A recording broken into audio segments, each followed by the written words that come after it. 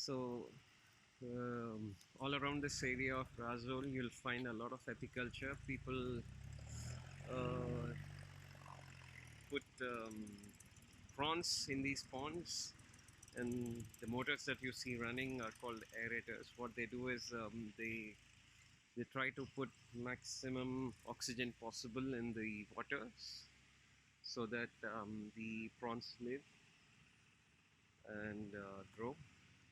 It's a very risky business, but very much profitable.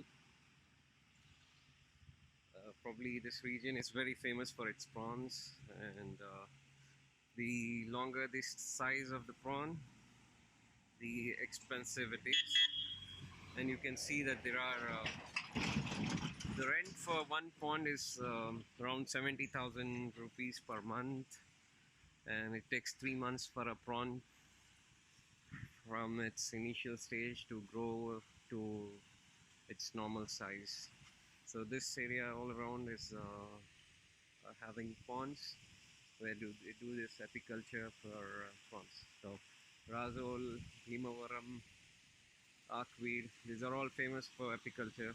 Uh, this place is especially famous for prawns, but also for fishes.